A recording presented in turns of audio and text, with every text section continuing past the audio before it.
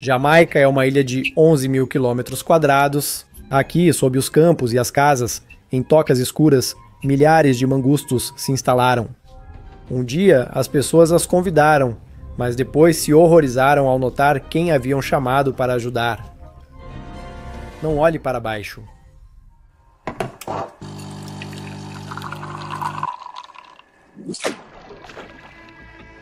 Um lembrete sutil para agir abaixo do vídeo. A cana-de-açúcar foi o principal motor econômico do Caribe nos séculos XVIII, XIX e XX. As ilhas estavam cobertas por intermináveis campos verdes e fervilhavam com os engenhos de açúcar que transformavam a cana em ouro doce. Em resumo, um idílio. Mas, como costuma acontecer, o paraíso rapidamente se transformou em um pesadelo. Nas pequenas ilhas quase não havia predadores nativos. Junto com as cargas dos navios, vieram ratos pretos e cinzentos. Eles se agarravam aos barris, se escondiam, corriam pelos convés e na costa iam para um novo mundo, onde ninguém podia detê-las. Os campos de cana-de-açúcar se tornaram um banquete interminável para os ratos. Os ratos roíam os caules pela base e fileiras inteiras caíam pelo próprio peso. A colheita se perdia. Bastavam algumas mordidas para que a planta começasse a apodrecer por dentro. O suco azedava, o teor de açúcar diminuía, e em vez de lucros futuros, restavam prejuízos e mercadoria estragada. Assim é o império das ratazanas em um canavial moderno. Naquela época, o cenário era exatamente o mesmo, só que era mais difícil enxergar de uma perspectiva aérea. No geral, as perdas foram catastróficas. Os latifundiários quebravam a cabeça pensando em como deter as hordas de invasores cinzas e negros. E, finalmente, decidiram tomar uma medida desesperada. Começar a atrair predadores não nativos, predadores que deveriam colocar ordem nas plantações. Os latifundiários buscavam uma armadilha para ratos ideal. Um animal capaz de eliminar as pragas de forma definitiva, sem altos custos ou necessidade de controle constante. Mas não encontraram a fórmula ideal. Tentaram muitas coisas.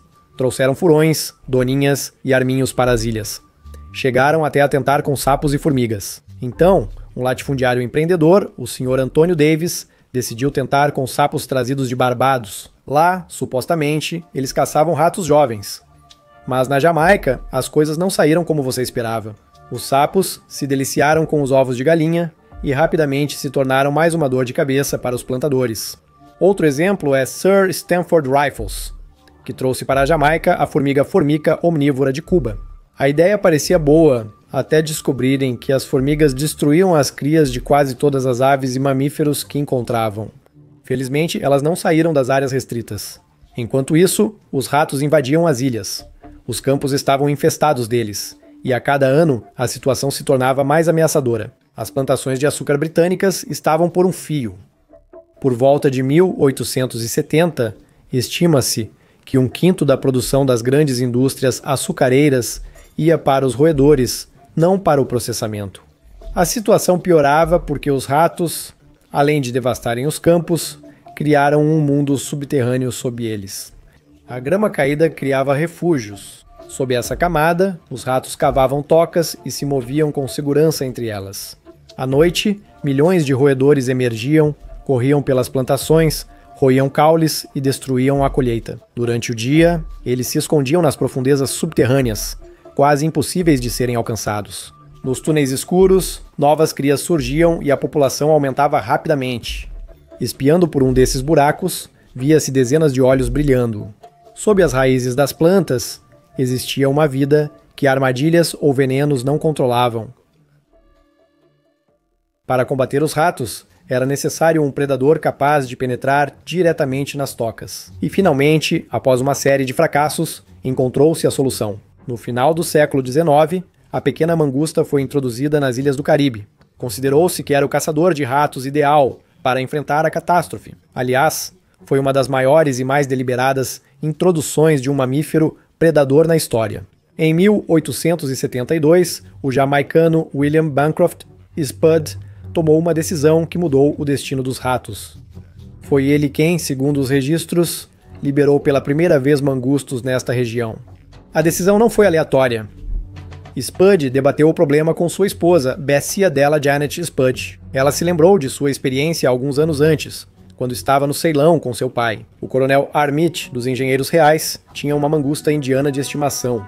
Então, Bessie viu com seus próprios olhos como o pequeno predador acabava facilmente com os ratos. Ela disse ao marido que as mangustas poderiam fazer o mesmo na Jamaica.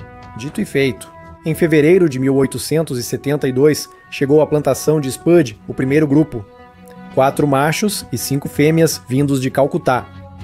Parecia outra aventura fracassada, mas o resultado surpreendeu a todos. Os animais se reproduziram rapidamente e, em poucos meses, o número de ratos foi reduzido consideravelmente. 6 meses depois, Spud afirmou que havia provas claras de que os ratos eram menos perigosos do que nunca. Naturalmente, a demanda por mangustos disparou. Fazendas vizinhas relatavam o mesmo.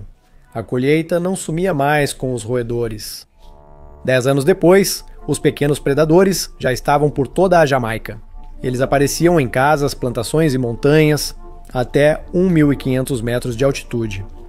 Naquela época, estimava-se que as mangostas poupavam cerca de 150 mil libras esterlinas por ano aos produtores de cana-de-açúcar da Jamaica, equivalente a cerca de 30 milhões de dólares hoje. O sucesso acabou sendo contagiante. Da Jamaica, as mangostas foram enviadas para mais de 30 ilhas e países continentais da região em 1900. Esses animais já haviam se estabelecido em todas as grandes ilhas das Antilhas, de Cuba e Hispaniola a Porto Rico, Santa Cruz e Ilhas Virgens dos Estados Unidos da América. Em todos os lugares, agiram igual, reduzindo muitos danos causados pelos ratos. Em poucas décadas, as mangostas viraram parte da paisagem. Elas estavam por toda parte: campos, plantações, perto das casas e até nas florestas no topo das colinas. Inicialmente, parecia que o problema estava definitivamente resolvido. Em 1880, 3 anos após a chegada das mangostas, Spud escreveu que estava aliviado e achava sua plantação quase totalmente protegida dos roedores. As perdas causadas pelos ratos se tornaram insignificantes. Na Jamaica, podiam cultivar açúcar, cacau e café sem medo. A diminuição dos ratos permitiu novos cultivos e hortaliças.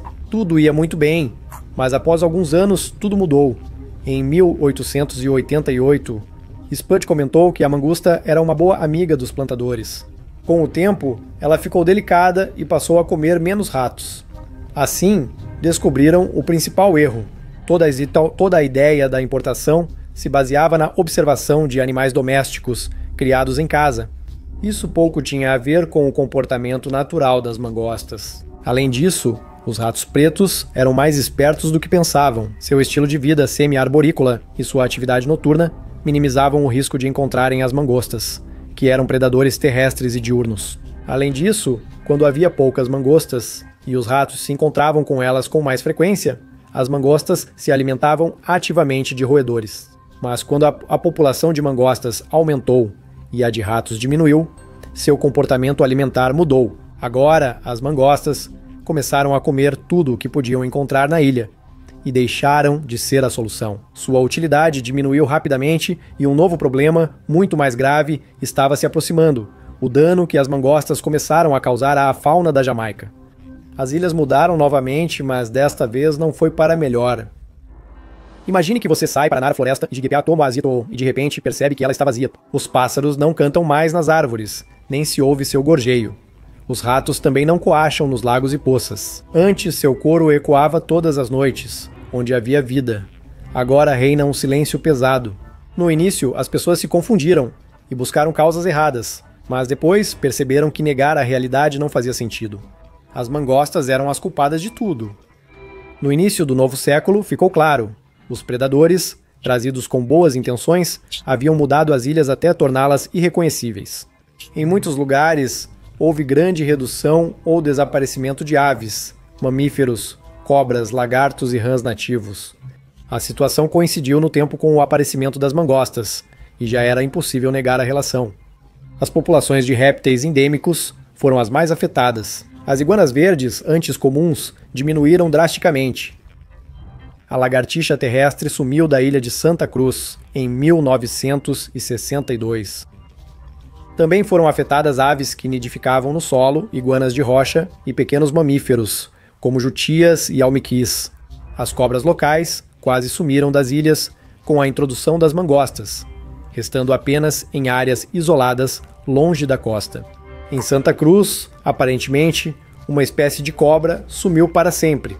Também foi relatada a diminuição das populações de aves terrestres e cutias, anfíbios e répteis em toda a região do Caribe. Registrou-se alto nível de predação em ninhos de tartarugas e aves marinhas. Até um caso conhecido em que uma mangusta atacou um filhote da amazona porto-riquenha, uma espécie de papagaio que já estava em perigo de extinção. De modo geral, assim que os sucessos iniciais na luta contra os ratos deixaram de ser evidentes e a gravidade dos danos ficou clara, a atitude das pessoas mudou. As mangustas passaram a ser consideradas pragas, mas o dano causado por elas não era percebido apenas na natureza. Logo ficou claro que a agricultura também era afetada. Predadores trazidos para proteger as colheitas passaram a Tadexicum, atacar gado, aves domésticas e devorar plantações de frutas e cana-de-açúcar. Já em 1893, escrevia-se que a mangusta jamaicana exterminava leitões, cabritos, cordeiros, gatinhos, filhotes de cachorro, aves domésticas e de caça. Em resumo, o que havia sido concebido como um remédio contra os ratos se transformou em uma nova ameaça para os fazendeiros. Ela se tornou um animal onívoro e onipresente, devorando tudo pelo caminho. Na Índia, mangostas viviam com cerca de 72 outros predadores, como chacais, texugos e tigres. Lá integravam um sistema equilibrado. Mas nas ilhas do Caribe e no Havaí, tudo acabou sendo diferente. O habitat estava livre de mamíferos predadores e nada impedia o novo chefe. Se reduzirmos a equação à fórmula mais simples, teremos o seguinte: um predador adaptável a mais, uma presa ingênua a menos. A competição é como uma catástrofe ecossistêmica, e a pequena mangusta acabou se tornando isso. Versátil e adaptável, ela podia viver em planícies, florestas, áreas agrícolas e até cidades. Comia de tudo: invertebrados, lagartixas, aves, pequenos mamíferos, sementes. Pesquisas modernas mostram que cerca de 95% eram invertebrados e lagartixas. Para ecossistemas insulares e especializados, um animal tão versátil era ameaça direta. As reclamações de que as mangostas ficaram dóceis e não comiam tantos ratos como antes eram justificadas. A lógica é simples. Por que se arriscar e entrar debaixo da terra, onde os ratos mordem dolorosamente para se defender? Há um ovo no ninho ou um lagarto inofensivo por perto? As espécies locais eram poucas e mais fáceis que os ratos, então os mangustos preferiram relaxar. Assim, na década de 1890, naturalistas britânicos e administradores coloniais já sabiam das consequências do ataque dos mangustos. Nas décadas seguintes, zoólogos e ornitólogos dos Estados Unidos da América visitaram a Jamaica e relataram que as ilhas estavam ficando desertas. Ao elaborarem uma lista das aves da Jamaica, em 1920 funcionários do Museu de Zoologia Comparada, em Cambridge, Massachusetts, notaram que várias espécies antes registradas haviam desaparecido. No geral, ao trazer mangustos, os plantadores só pensavam nos ratos. Biólogos e ecologistas não foram consultados, e era outra época sem tempo para conselhos. Eles quiseram e resolveram o problema sozinhos. Até as autoridades perceberam o caráter destrutivo da mangusta. Em 1899, ao descobrir que plantadores de cacau trouxeram mangustas para Trinidade, o governo colonial proibiu sua importação. Infelizmente, a regra só foi estabelecida quando o dano já estava feito. Porém, as mangustas na Jamaica causaram mais do que o sumiço de aves e répteis. Junto com eles, desapareceram também os controladores naturais de insetos, e logo a ilha foi afetada por uma nova praga, os carrapatos. No início, isso não foi visto como importante. Em 1891, numa conferência no Instituto da Jamaica, o Dr. James Filippo reclamou dos carrapatos repugnantes, e a sala respondeu com risadas. Filippo lembrou que antes era possível deitar na grama, mas agora não dá mais para andar por ela sem pegar parasitas. Ele brincou dizendo que se soltassem um animal para acabar com os carrapatos, só queria que não fosse outro mangusto. Mas alguns anos depois, já não havia motivo para rir. Em 1896, um jovem britânico chamado Henry Hesketh Bell chegou à Jamaica. No quarto, ele achou uma tigela de óleo e uma pena. A princípio, ele achou que era um costume local, mas os donos explicaram que o óleo eliminava carrapatos que infestavam a ilha. Bell foi só uma das muitas pessoas atingidas pela catástrofe ecológica na Jamaica. Colonos britânicos acreditavam que a extinção de aves insetívoras e répteis causada pelas mangostas provocou a epidemia de carrapatos. As autoridades britânicas, por outro lado, afirmavam que os carrapatos atacavam as mangostas e, dessa forma, reduziam sua população, restabelecendo assim o equilíbrio natural. Depois, pesquisadores contestaram essa versão. O historiador Holmes apontou que o forte aumento da população de carrapatos estava relacionado principalmente com a expansão da pecuária. O gado se tornou seu principal portador e incubadora. E a história de que a natureza regulou tudo sozinha foi uma estratégia, uma forma de justificar as decisões erradas das autoridades coloniais e isentar de responsabilidade a economia das plantações. Tudo como de costume, nenhum equilíbrio alcançado, carrapatos e mangustos permaneceram. Ambos os fatores ficaram marcados como exemplo de como um erro pode causar outro. E por sinal, sem os animais insetívoros, não só as carrapatos proliferaram, mas também as lagartas. William Fawcett, diretor do Departamento de Jardins e Plantações da Jamaica, relatou invasão de lagartas em 1896. Elas destruíram centenas de hectares de plantações. E o pior ainda viria, sem exagero. Desde os anos 1950, as mangostas são o principal vetor da raiva em várias ilhas do Caribe. A doença chegou à região com os animais domésticos. No fim dos anos 1960, a vacinação quase eliminou a ameaça entre cães e gatos. Parecia que a vitória estava próxima, então as mangostas passaram a ocupar o primeiro plano. Desde então, seguem como principal causa dos casos de raiva na região. Na década de 2000, o vírus circulava de forma constante entre as populações de mangostas de Antígua, Cuba, Granada Espanhola e Porto Rico. Em Porto Rico, a situação era muito grave por 25 anos. Cerca de 70% a 80% dos casos de raiva foram causados por mangostas. A maioria dos contágios no gado doméstico ocorreu por mordidas. Além disso, o número de casos de raiva entre as mangostas continuava aumentando a cada ano. O perigo afetou pessoas. No Parque Nacional de Porto Rico, que recebe milhares de turistas, as mangostas costumam se aproximar das áreas de piquenique. Os ataques de animais doentes aos visitantes se tornaram um fenômeno recorrente. Atualmente, em Porto Rico, Granada e Cuba, as pequenas mangostas são a principal fonte de infecção por raiva. É uma doença que, ao surgir sintomas, sempre é fatal. Como resultado, a mangosta mudou definitivamente sua reputação. De salvadora das plantações, passou rapidamente a ser considerada uma praga reconhecida. Hoje se fala abertamente sobre seu papel destrutivo.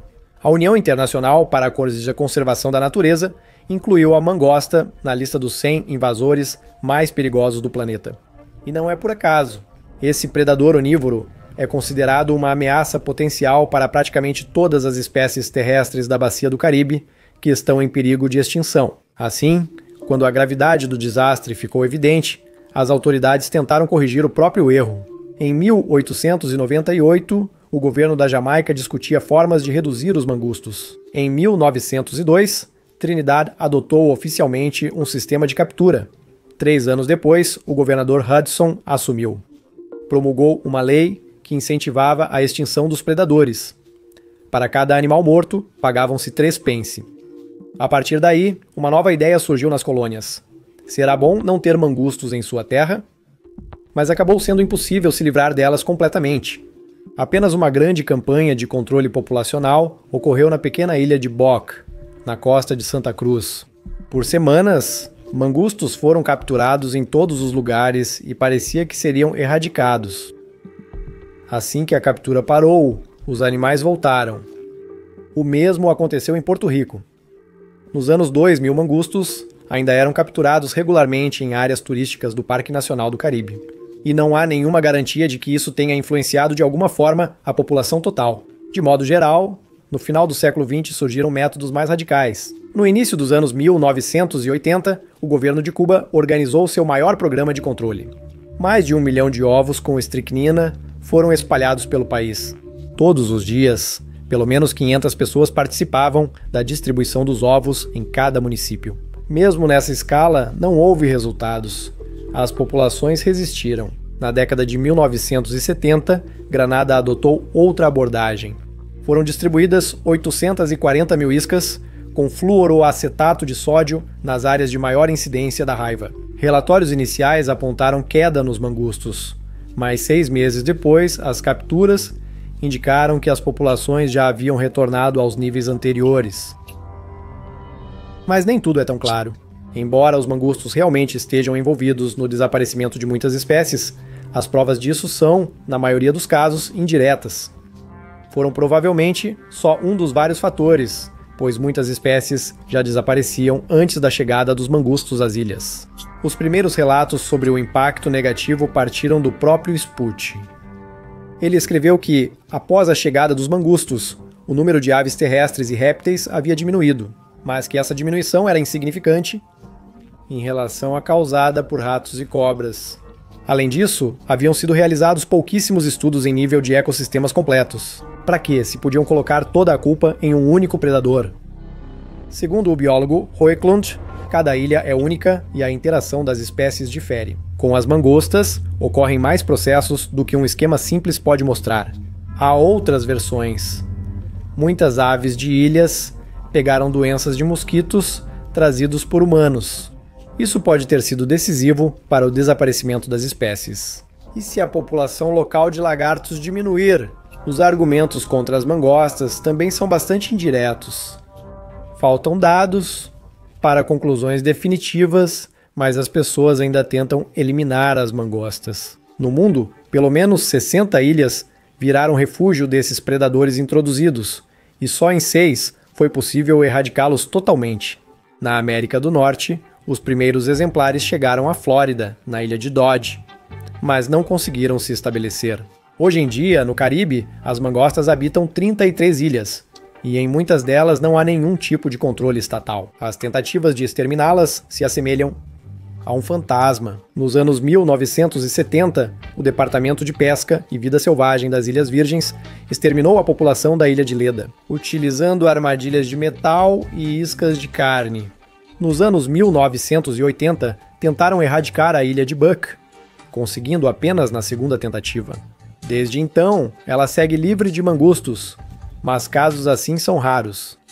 Também houve campanhas nos territórios franceses. No Ilhéu de Faroe, usaram-se as mesmas armadilhas de caixa e possível envenenamento secundário, efeito colateral da eliminação de ratos e camundongos com iscas. Mas com mais frequência, o resultado foi o contrário. Fracassaram as tentativas em Pinheiros, em Porto Rico, e a primeira operação na ilha de Buck, em Porto Rico. A luta continua, hoje em dia. O Serviço Florestal dos Estados Unidos da América investe anualmente cerca de $10 mil na manutenção de 2 funcionários.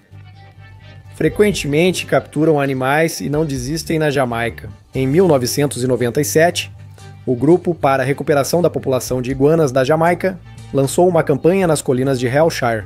O objetivo principal é salvar da extinção o lagarto terrestre mais raro. As armadilhas operam todos os dias e já capturaram mais de 1.000 mangustos, mas os resultados ainda são relativos. O programa custa cerca de $400 mensais por pessoa, e os mangustos não pensam em desistir.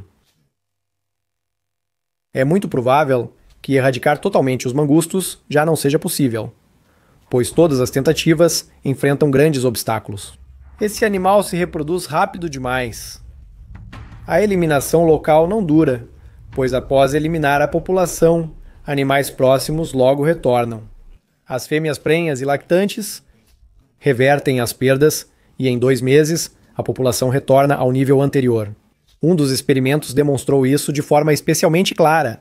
Em 6 dias, a equipe sacrificou 91 mangustos, cerca de 88% da população em 1 km². O resultado parecia evidente, mas já nos primeiros dias após o sacrifício, começou a migração das áreas vizinhas. Em 7 semanas, a densidade já estava totalmente recuperada. Depois, os pesquisadores admitiram que esperavam que a população fosse menor do que antes por pelo menos algumas semanas, mas nem isso aconteceu. Há outro problema. Quanto mais ativa é a eliminação das mangostas, maior é o risco de propagação da raiva. Sim, pode parecer que isso não faz sentido, já que são justamente as mangostas que transmitem a raiva, mas é assim que funciona. Biólogos temem o efeito de perturbação já observado na Europa, nos texugos, os portadores da tuberculose bovina. Após a caça, a doença não diminuiu entre o gado, mas, pelo contrário, se intensificou. A razão é mudar o comportamento. A caça destrói os vínculos sociais e a hierarquia, por isso os animais que permanecem começam a ampliar suas áreas de distribuição, a estabelecer novos vínculos, a brigar e a interagir mais entre si. Isso é mais evidente em espécies territoriais, resultando em mais infecções do que em populações estáveis. Um cenário semelhante poderia se desenvolver no Caribe, se tentassem seriamente exterminar as mangostas até a última. Em geral, na prática, o extermínio total das mangostas é uma tarefa quase impossível. Pense nisso. Como já disse, limpar uma área inferior a 1 km² exigiu 5 pessoas em tempo integral, e assim por 6 dias seguidos. Em teoria, se todas as mangostas da ilha fossem exterminadas, a população não se recuperaria. Para ilhas grandes, a teoria segue sendo só teoria.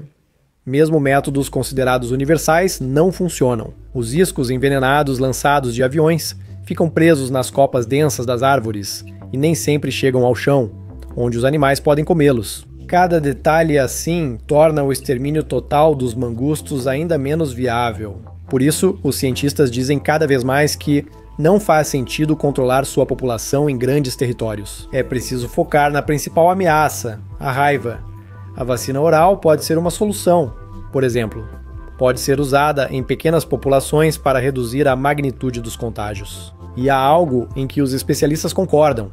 Já não é mais possível erradicar esses predadores, pois é tarde demais. Isso poderia ter sido feito no século XIX, mas agora é extremamente importante buscar novas formas de, pelo menos, mitigar o impacto deles. Assim, a história das mangostas é igual à dos sapos cururu, na Austrália. Não dá para exterminá-los, mas é possível reduzir seus efeitos nocivos. Agora é a sua vez de clicar no gostei. Até logo!